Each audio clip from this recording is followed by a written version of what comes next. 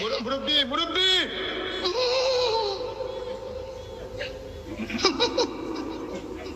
বুঝছে না উনি মনে করছে এমনি হুজুর মুরব্বি মুরব্বি মুরব্বি ওহু মুরব্বি মুরব্বি মুরব্বীকে মুরব্বী বলবে না, কি বলবে?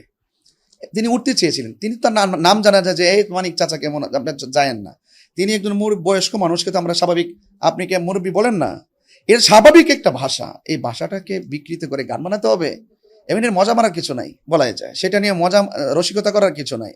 ওনার কিছু হবে না। দিন শেষে যারা একটু ফানি করতে চায়, যারা আলেম আলামাতকে খেয়াও করতে চায়, যারা একটু ইনকামের দান্দা করতে চায়, এই দান্দাবাজের পতন হবে। দিন শেষে উলামায়ে কেরামদেরই বিজয় হবে। জাদুমণি বলবে, সোনামণি বলবে, ছোট বাবা বলবে, যে কোনো শব্দ ব্যবহার করতেই পারে। এটা ছোটদেরকে স্নেহের ভাষা।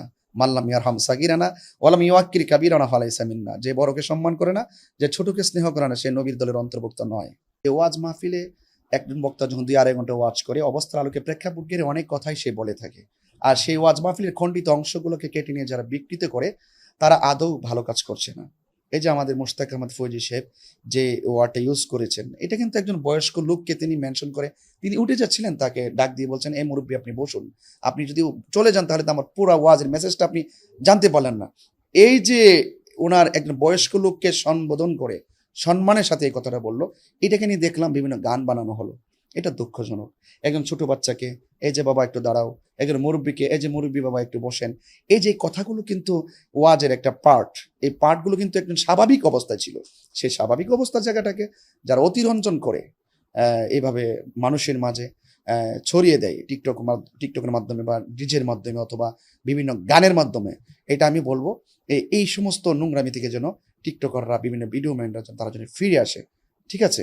এবং আমি আরেকটা কথা পাশাপাশি বলতে চাই যে আসলে ওয়াজ মাহফিলের জায়গাটা ধর্মপ্রচার একটা সুন্দর জায়গা। এই জায়গাটা কিন্তু আমাদের সকলকে সাবধানতার সাথে আমরা আমাদের জায়গাগুলো কথা বলে থাকি। এরপরে যদি কোনো কথা যদি আপনাদের কাছে শরীয়তের বহির্ভূত কিংবা কোরআন সুন্নাহর বহির্ভূত মনে হয়, আমাদেরকে পার্সোনাল বলবেন, কিংবা আমাদেরকে ওয়াজ মাহফিলও আপনার ধরাই দিতে পারেন, আমরা সংশোধন হয়ে নিব।